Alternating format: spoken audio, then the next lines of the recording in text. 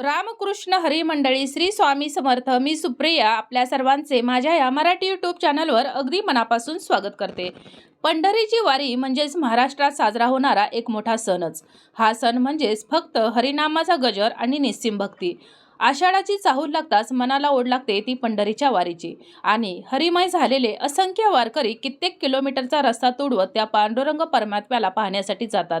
आणि हा अनुपम सोहळा उभा महाराष्ट्र तल्लीन होऊन पाहत असतो. पंढरीची वारी करी वारकरी, उन्ह पावसाची चिंता कोण करी, असे म्हणत लाखो विठ्ठल भक्त वारकरी पंढरपूरला भेट देतात. वारी म्हणजे वारकरी विठ्ठलाच्या भेटीसाठी पंढरपूरला पायी जातात. आणि जो वारकऱ्याचा समूह मिळून वारीला जातो तर त्याला दिंडी या नावाने ओळखले जाते. आपले हिंदू पंचांगानुसार आषाढ महिन्यातील शुक्ल पक्षातील एकादशी तिथीला देवशयनी पद्मनाभा किंवा आषाढी एकादशी म्हणून ओळखलं जातं. यंदा आषाढी एकादशीची तिथी ही 17 जुलैला असणार आहे. आपल्या हिंदू पंचांगानुसार एकादशी तिथी ही 16 जुलैला रात्री 8:33 सुरू होणार असून 17 जुलैला रात्री 9:33 संपणार आहे. तर उदय तिथीनुसार आषाढी एकादशीची ही तिथी 17 जुलैला आपल्याला साजरी करायची आहे. तर आज आपण या व्हिडिओमध्ये या आषाढी एकादशीला उपवास केला नाही तरी देखील चालेल, परंतु मी तुम्हाला काही चुका सांगणार आहे. तर त्या चुका अजिबात करायच्या नाहीत. या जर चुका तुम्ही या दिवशी करत असाल तर तुम्हाला याचा आयुष्यभर पश्चाताप करावा लागेल. त्याचबरोबर तुम्ही उपवास व्रत जर करत असाल तर त्याचं तुम्हाला पुण्यफळ देखील प्राप्त होणार नाही आणि याबद्दल अनेक लोकांना माहिती देखील नसेल. आणि याविषयीचीच आपण अगदी थोडक्यात पण महत्त्वाची माहिती आज या व्हिडिओमध्ये जाणून घेणार आहोत. तर आता कोणत्या अशा चुका आहेत ज्या आपल्याला या आषाढी एकादशीला करायच्या नाहीत, याविषयीची अगदी थोडक्यात पण महत्त्वाची माहिती जाणून घेण्याकरिता व्हिडिओ शेवटपर्यंत पहा. त्याचबरोबर चॅनलवर जे नवीन आहेत त्यांनी चॅनलला सबस्क्राईब करा, जेणेकरून आपले असेच येणारे नवनवीन माहितीमय आणि भक्तिमय व्हिडिओ तुमच्यापर्यंत पोहोचत राहतील. तसेच व्हिडिओ पाहत असताना व्हिडिओला लाईक करायला विसरू नका. असं म्हटलं जातं की आषाढी एकादशीपासून पुढचे 4 महिने श्रीहरी भगवान विष्णू योग निद्रेत जातात आणि या नियमानुसार भगवान श्रीहरी विष्णूंची पूजा केल्यानं आपल्याला अपार आशीर्वाद प्राप्त होतात. आपले हिंदू धर्म मान्यतेनुसार आषाढी एकादशीचे व्रत सर्व मनोकामना पूर्ण करणारे मानले जाते आणि या दिवशी नियमानुसार पूजा व दानधर्म केल्यास अक्षय पुण्य आपल्याला प्राप्त होत असतं. आणि या दिवसापासून चातुर्मास देखील सुरू होतो. त्यानंतर कोणतंही शुभ कार्य करण्यास मनाई केलेली आहे. धार्मिक शास्त्रानुसार या दिवशी सर्व काम करण्याचा सल्ला देण्यात आलेला आहे. परंतु एकादशीच्या दिवशी भाविक भगवान श्रीहरी विष्णूंना प्रसन्न करण्यासाठी विविध उपाय सेवा करत असतात. एकादशीच्या दिवशी काही नियम देखील सांगण्यात आले आहेत. जे नियम पालन केल्यानं आपल्यावर भगवान श्रीहरी विष्णू लवकर प्रसन्न होतात आणि त्यामुळेच आपण या एकादशीच्या दिवशी उपाय सेवा करत असताना काही गोष्टी करणं देखील अवश्य टाळायचं आहे. तर या एकादशीच्या दिवशी ब्रह्मचार्याचं पालन हे अवश्य करायचं आहे. आषाढी एकादशीला घरामध्ये प्रत्येक व्यक्तीचा उपवास असतो. हे एक पवित्र व्रत असल्याचं म्हटलं जातं आणि आषाढी एकादशीला आध्यात्मिक आणि धार्मिक महत्त्व असून सुखी आयुष्यासाठी हा उपवास केला जातो आणि आपल्या देवाची मनोभावे आराधना उपासना केली जाते. आणि म्हणूनच या एकादशीच्या दिवशी काही गोष्टी आपल्याला करणं टाळायचं आहे. तर या आषाढी एकादशीच्या दिवशी आपल्याला चुकूनही तुळशीला हात लावायचा नाही, स्पर्श करायचा नाही किंवा तुळशीची पानं तोडायची नाहीत.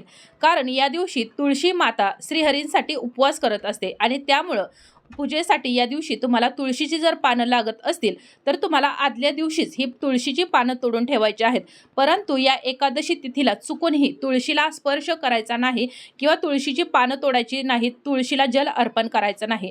त्याचबरोबर ज्या व्यक्ती आषाढी एकादशीचा उपवास करत असतात त्यांच्या मनात आदल्या दिवशी जास्त जेवण करावं असा विचार येत असतो. मात्र अशा पद्धतीने तुम्ही जर आदल्या दिवशी किंवा या एकादशीच्या दिवशी जर तामसिक पदार्थ म्हणजेच तेलकट, मांसाहार किंवा कांदा, लसूण हे जर पदार्थ जर खात असाल तरी तुम्ही कितीही उपवास मनापासून केला, कितीही देवाचं व्रत केलं तरी देखील तुम्हाला तुमच्यावर आणि तुमच्या कुटुंबावर याचा वाईट परिणाम तुम्हाला झालेला पाहायला मिळेल. आणि त्यामुळंच या आषाढी एकादशीच्या दिवशी चुकूनही मांसाहार, तामसिक पदार्थ म्हणजेच कांदा, लसूण किंवा तेलकट जे मसालेदार पदार्थ आहेत तर ते आपल्याला खायचं टाळायचं आहे. त्याचबरोबर तुम्ही आषाढी एकादशीचा उपवास व्रत करत नसाल किंवा करत असाल तरी देखील तुम्हाला या दिवशी दानधर्म आवश्यक करायचा आहे. तुमच्या कुवतीनुसार तुम्हाला हा दानधर्म करायचा आहे. पैसे, वस्त्र, अन्न किंवा पाणी यांचं दान करायचं आहे. हे अत्यंत पुण्यकर्माचं मानलं जातं आणि त्यामुळेच तुम्हाला या दिवशी दानधर्म हा करायचा आहे. तसेच आषाढी एकादशीला भगवान श्री विष्णूंची पूजा करत असताना त्यांना दक्षिणावृत्ती शंखानं आपल्याला स्नान घालायचं आहे.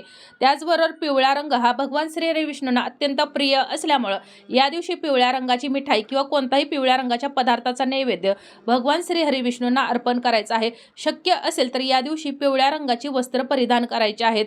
त्याचबरोबर भगवान श्री हरिविष्णूंसोबत माता लक्ष्मीची देखील विधिवत पूजा करायची आहे. देवशयनी आषाढी एकादशीच्या दिवशी भगवान श्री हरिविष्णूंच्या ओम नमो भगवते वासुदेवाय नमः या मंत्राचा आपल्याला जप करायचा आहे. त्याचबरोबर पिंपळाच्या झाडाची देखील या दिवशी अवश्य पूजा करायची आहे. पिंपळाच्या झाडाची पूजा केल्याशिवाय देवशयनी एकादशीची पूजा पूर्ण होत नाही असं देखील म्हटलं जातं.